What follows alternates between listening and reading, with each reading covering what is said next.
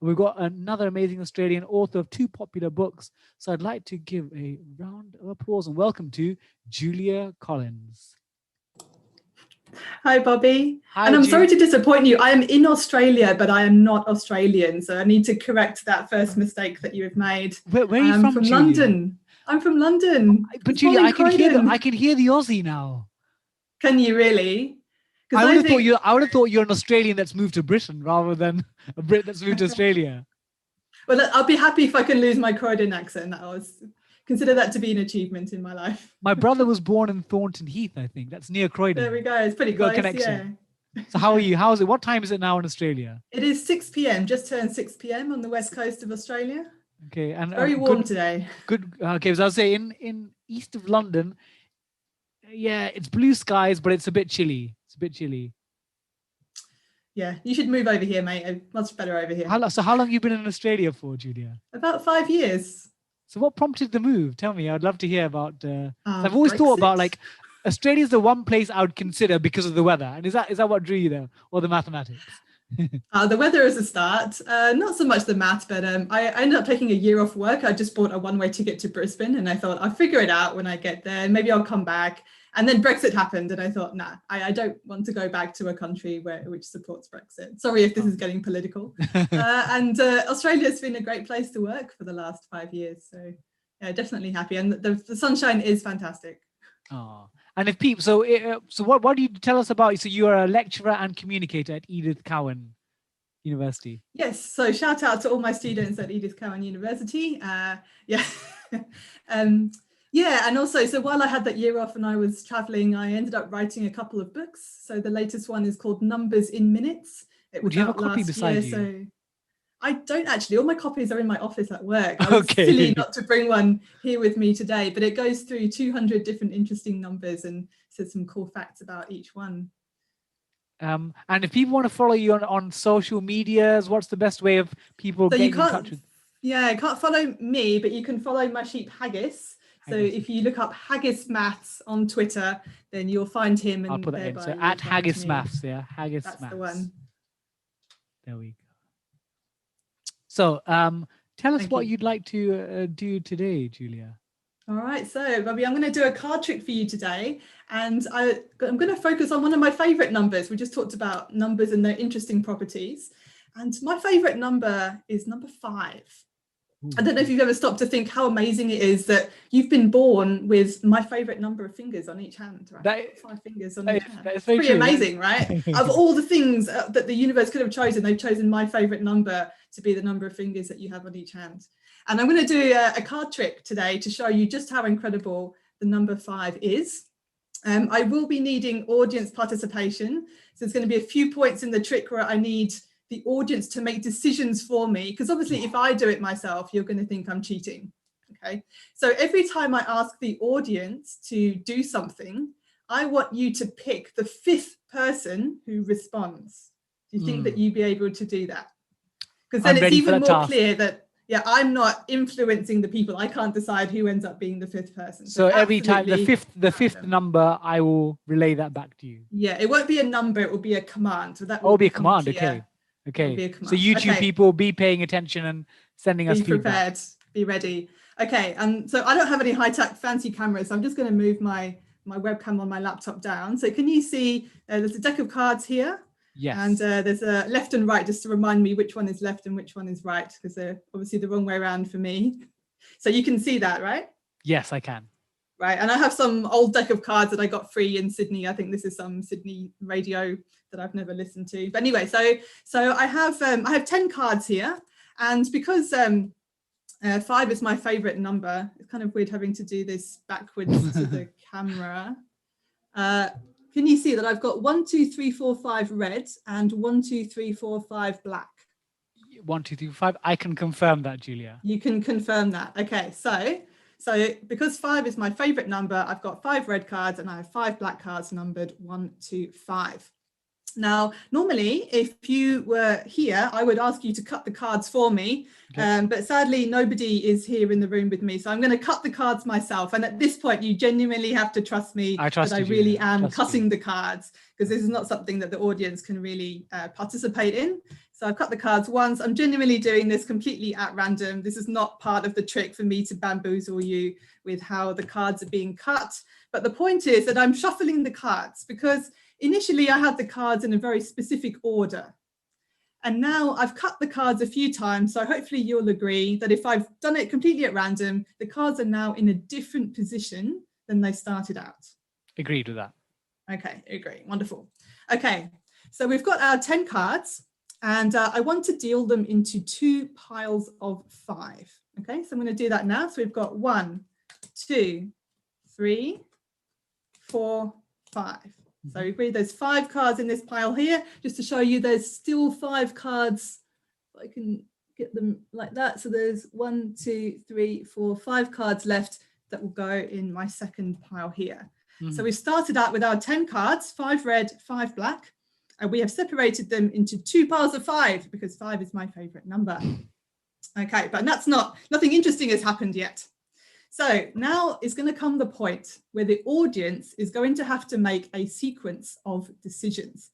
And I'm going to try and subliminally influence those decisions so that the outcome comes out to be what I want it to be. So hopefully the audience is going to pick up on the vibes that I'm sending through the YouTube channel. Okay, so we're going to go through a sequence of steps in this trick. We're going to start with the number 5, and each time we do a new step, we're going to decrease our number by 1. And the number is going to tell us how many swaps we are allowed to make. So we started with 5. This is now the first step. So 5 minus 1 is 4, which means we're allowed to swap 4 cards. We are not allowed to swap the cards in between the piles, but we can move cards within the same pile. So you could move 4 cards on here and none of them on here. Or you could move 2 cards in the right pile and 2 cards in the left pile. But in total, you must move 4 cards. So this is the point where I want the audience to tell me how many cards from the left pile and how many cards from the right pile do you want to swap, making sure that there's a total of 4 cards being swapped. And I would like you to choose the 5th person who responds as the decision that we are going to go with. Okay, so how many cards to move on the left and how many to move on the right? And has got a total up to 4. Total up to 4 cards, yes. Okay. So this is the point where we have the 30-second time delay. Yes.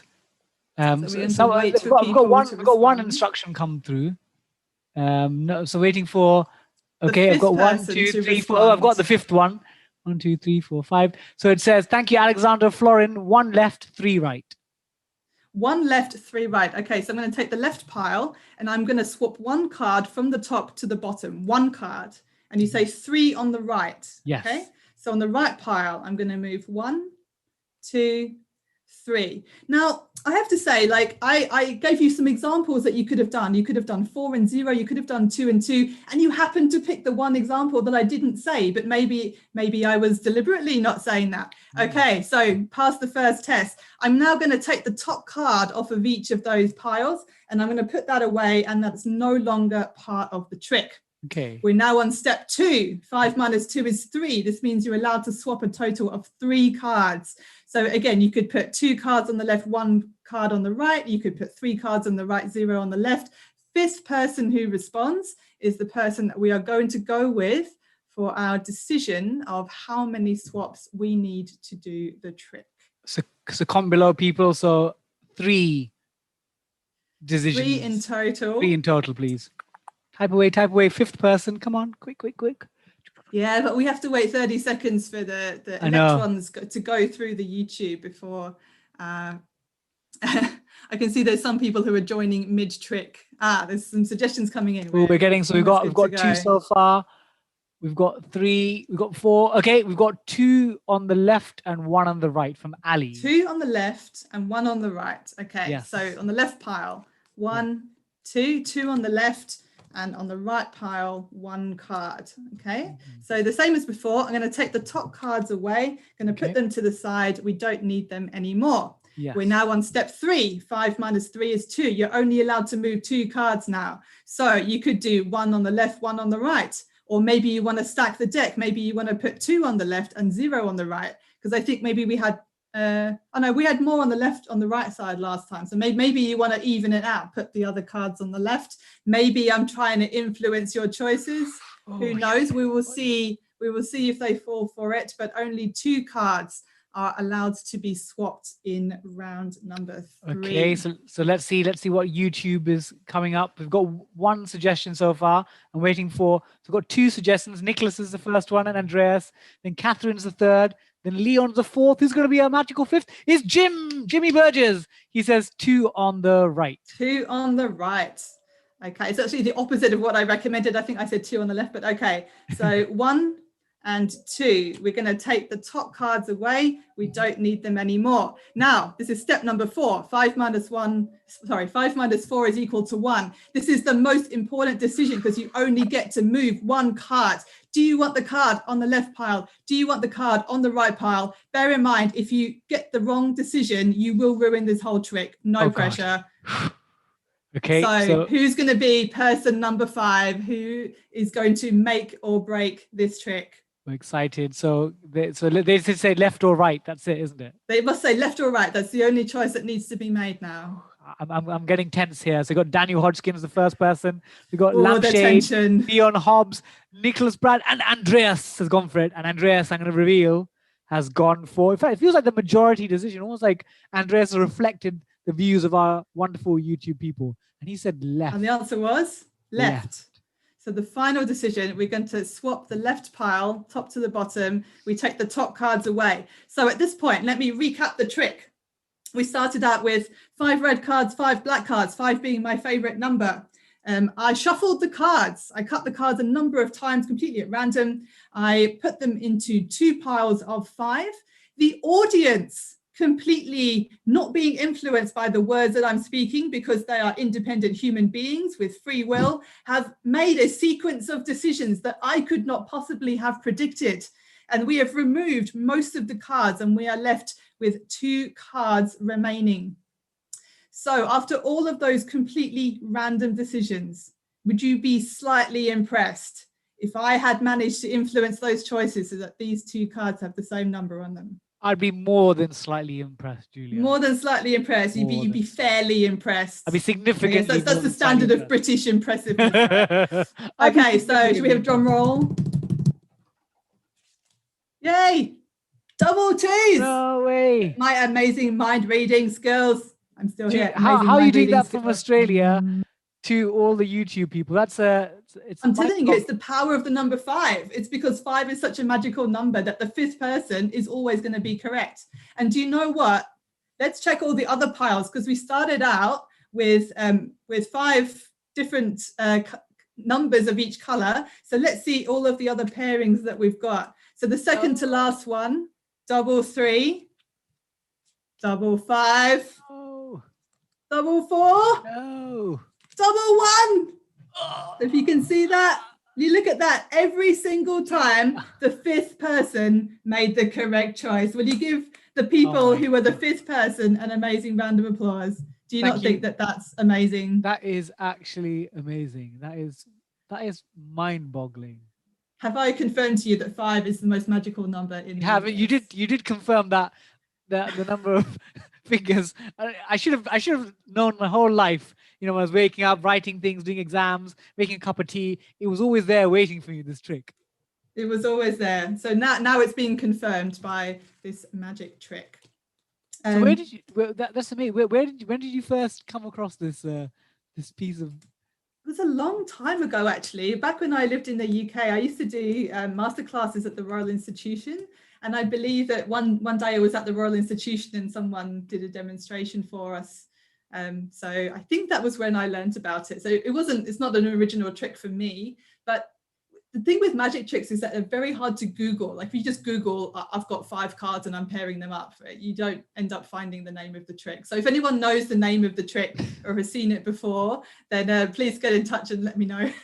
So if they wanted to, what is it? Haggis Maths. If they've seen the Haggis Maths is my Twitter handle. That's right. Yeah. No, so tell me about how did you get into maths? Because I always love hearing different people's journeys. Like I heard this morning from Alison, and she actually does master classes at the Royal Institution. It feels like the Royal Institution are giving us lots of amazing volunteers today. So thank you to the RI. Yeah, but when I was at school, I don't think I ever had the option to go to a masterclass. So I don't know, I feel like I didn't come to maths until quite late. It wasn't really until I started doing my A levels that maths became interesting. And because I didn't know what to study when I went to university, my teacher said, well, you should just pick maths, because if you pick maths, you can do whatever you want afterwards. It keeps all your doors open for you. And the first week of studying maths at university, it just blew my mind, and I never looked back after that. Oh, Catherine, I've got a question from Catherine. We'll come back to your journey in a second. Catherine missed the first minute or two. So again, if you've missed it, you can always catch up on YouTube. But don't do that for the trick. You need to make sure you watch it all the way through. You need to save the wonder for then. But Catherine wants to know about your T-shirt. I'm very happy that you asked, Catherine. So I'm proudly wearing my Math Gals T-shirt today. So earlier in the year, remember all the bushfires that were in Australia? And so there was a fundraising effort by the mathematical community to raise money for the bushfires. And so this is my Math Gals T-shirt. So there's names of, I think, seven amazing female mathematicians in Australia. So Hannah Neumann was the first ever female maths professor in Australia, and that wasn't until 1964. Judy, can you move down a tiny bit? I can see I can see all. Yeah, thank you. I can see all. Yeah. So I think we're still facing an uphill battle to get equality in mathematics. So yeah, the fact that we didn't have a female maths professor in Australia till 1964 is quite shocking to me, given do you think how many hundreds of years back we've had male maths professors. Cheryl Prager was the second, and she won the Prime Minister's Prize for Science in Australia last year. So finally getting some recognition for female mathematicians. So thanks for the question, Catherine. Thank you, Catherine. So you obviously experienced maths in the UK and maths in Australia. And sometimes people talk about maths being like the universal subject, but is there a difference in the way Australians and people in Britain approach mathematics, either at school, college or university level? Or do you think you wouldn't be able to tell? Even things like the way they write numbers or the way they call certain numbers, is there any differences? Or no, I don't think there's any difference at that level. I think the high school curriculums are pretty similar in both countries. I think Australia tends to have a more pragmatic approach to the world. When I went to university, most of my degree was pure mathematics, learning about different sizes of infinity and, random mind-blowing things that will never have any influence on the world, but are just really cool. But now when I'm lecturing in Australia, it's all very practical mathematics. So I'm teaching how to use maths to do cryptography, how to use maths to do engineering or to do computer science. So the application. Australians are more concerned with where it can be used rather than just the inherent beauty of it. But I'm trying to change that, and I'm working on that. So Julia, how has lecturing been since COVID? How has it changed? Because obviously normally I assume when you're doing a cryptography one, you do something in a lecture theatre with students there. But has it changed since COVID? Yeah, so we don't have any in-person lectures anymore. I'm having to record all my lectures on Zoom for my students. But we're very, very lucky here in Western Australia that we're pretty much back to normal. There's almost no virus at all. So all the tutorials and everything has been back in person, at least in Perth. I know Melbourne and Sydney have had things a bit worse. But I think we're very lucky in Australia compared to the UK. Has there been an increased appreciation of maths during COVID? Because one thing that I found in Britain is, obviously COVID it's a tragedy, but people have been talking more about maths and statistics in particular. And it's given me, like, with my students in school, even if they can't fully understand the maths behind it, it's easier for me to show them, have a look, there's all this data and stats in the paper, and it shows you why it's important to be mathematically savvy, or at least aware. Is it like, do you think in Australia people have an increased appreciation for mathematicians and statisticians nowadays? I think they do. I've seen more mathematicians being asked to come and speak on the news to explain the situation. Certainly a lot more in the media about getting that scientific and mathematical perspective on the situation. So yes, that's definitely been one positive outcome of a very negative situation. Ooh, so I'd like to we've got about 9.5 minutes left before. Oh, someone's saying second best Perth in the world. I bet you haven't been. Where's the best Perth? There's a Perth in Scotland. Oh. Everything in Australia is named after somewhere in Britain. Tell us a bit more about Perth before I ask you my next question. Tell me about what is Perth like itself? In Australia, or the original one? No, the Australian one. I'm curious. Perth is the city that everyone forgets. Like when they come to Australia, everyone wants to go to Sydney and see the Harbour Bridge, or go to Melbourne and go to all the cafes. And people kind of forget to come to the West Coast. But there is a direct flight from London, which you can get once we're allowed to fly again. And it's a beautiful city. It's incredibly green. I believe that there is an optical illusion, you know, the Penrose Triangle. There's one of those in Perth somewhere, which is pretty cool. So there is a bit of maths tourism to be had here. Oh, so did you write? I'd love to hear more about your book. So did you write your books while you were in Australia or in Britain? In Australia, yeah. So while I had my previous job in Melbourne, I was doing that. I'm gonna look up your books now. So tell me about the books, because I'm pretty certain we've got one of your books in my school library. Oh, really? So the latest one is called Numbers in Minutes. So it's a little tiny book. So there's a whole bunch of things. So there's another book that's called Maths in Minutes, which covers more areas of maths. But you know, you can get physics in minutes, philosophy in minutes. I think we've got the previous one, the maths in. You know what? I think, when did your Maths in Minutes book come out, Julia? The first. No, one? So I do Numbers in Minutes. So someone else wrote the Maths in Minutes, and Numbers in Minutes just came out in 2019. So how did you? It's a cute little book. So how did you, tell me the process behind it? How did you get involved with, because there might be people out there who are maths fans who love the subject and would one day, they can imagine having their name on a book. Tell us about the process of that. I think it was all accidental. I think so many good things that happen in life are just a matter of luck rather than of trying to make it happen. So back in the day, I used to be a knot theorist. So, I studied the tying of knots in different dimensions, and I had a really good idea for a book about the history of knot theory. So I got myself an agent who agreed this was a good idea. And then somehow I just never wrote the book. I was too busy. I never got around to it. And then, but because I was on this list of, this agent's list of authors, that at some point the publisher wanted somebody to write a maths book, and they're like, oh, Julia, you have some time, you're going traveling. And I'm like, okay, I will write a book then. Oh, so there's just one. So I still have never, it's been about 8 years and I still have never written the knot theory book. But so is that your next on your ambition list? Maybe once. Lecturing takes up a lot of time, I have to say. I have full respect for anyone who can write a book while they're lecturing full time at the same time. So just a quick message, if people are trying to use the live transcription service, there's a bit of trouble. So we do apologize for that. And we're working as hard as possible to get it back up. And the recording will go up on YouTube afterwards with subtitles. So hopefully we'll get that sorted soon, but otherwise there are afterwards. So, in the book itself, was there a favorite part that you enjoyed? Like, again, the process, like, did you sit down? Did you give yourself like a summer? Did you work through it slowly? Like, what was in terms of the first, well, with the numbers book, the most difficult thing was finding 200 interesting numbers. Because like you can probably come up with 50 or 100 numbers that are interesting, and then it feels like you're scraping the barrel for what is considered to be interesting.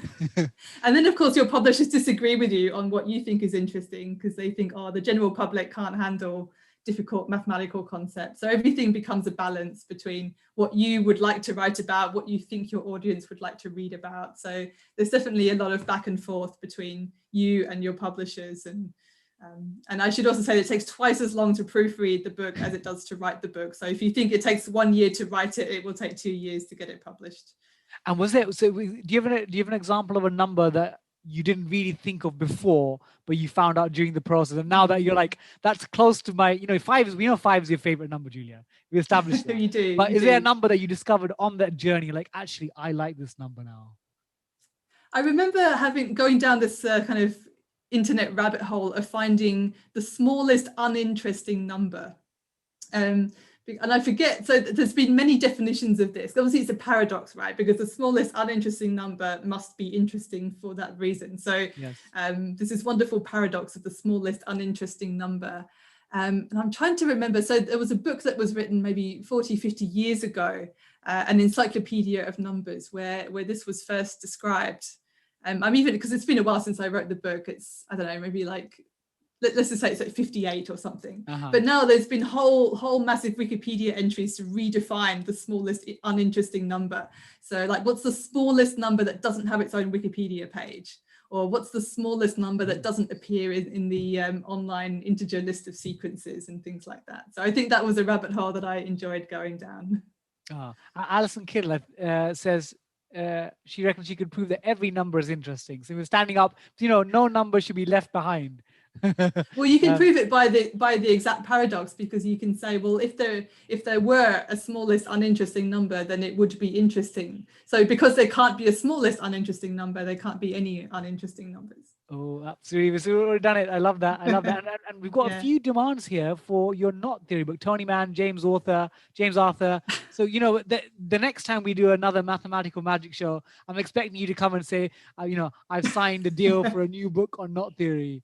Can you tell, for people that don't know what it is, but it's one of those things that, like, for people who've heard things like string theory, knot theory, what is, in a nutshell, we've got 3 minutes left. In a nutshell, I was going to show you another little maths puzzle, though, if you've got time for that, rather than talking about the book that I'm never going to write. But you're going to write that book. I would love to see it. Go ahead. So what I've done here is I've got 13 cards, which are all the same suit. So I've got all the diamonds here because I used the hearts and the spades for the previous trick. And it's a puzzle rather than a trick. So the puzzle is, what order do the cards need to go in so that the following happens? I'm going to take the top card and put it at the bottom, and then I turn the next card over, ace. Put the top one to the bottom, turn the next card over to 2, under 3, under 4, under 5, under 6, under 7, under 8, under 9, under Jack 10, under Jack, under Queen, King. So the question is, what order did the cards have to start in so that they all come out in the same order when you go through that little puzzle? It's a really, really lovely little puzzle that I guarantee will keep you amused for at least 10 minutes. And everyone has a different way of solving this. So it's a shame that I can't be in your homes watching you do this, because I just love the way that people visualize this trick and go about solving it. And you can always distinguish the pure mathematicians from the engineers by how they approach the solution of this trick. So again, Julie, if people want to sort of send you how they've approached that, what's the best way for them to message you on Twitter? Twitter, yeah, I think Twitter is the best way. So at Haggis Maths, because I spent 10 years in Edinburgh, hence the Haggis. So this is my sheep Haggis. So you can find him on Twitter as Haggis Maths, and that's definitely the best way to reach me. If you're really, really excited to get in touch, you can just Google my name, and my Edith Cowan University email address will come up as well. Oh, thank you so much, Julia. It's now 6:28 in Perth. Very good. Yes. Yeah, I remember I remember the time. Well, thank you so much for supporting 24-hour Math Magic. It's a pleasure having people. Again, it's just amazing that we've got such a great community of maths fans, maths lovers, maths teachers, lecturers across the world. So really appreciate you giving up your time to support this wonderful event and cause. And thanks, Bobby, for being such a great host. Enjoy the rest of the show. Yes, and I'm looking forward to that Knot Theory book. Yeah. I'm looking forward to it. Next year we'll talk again. Cheers, Julia.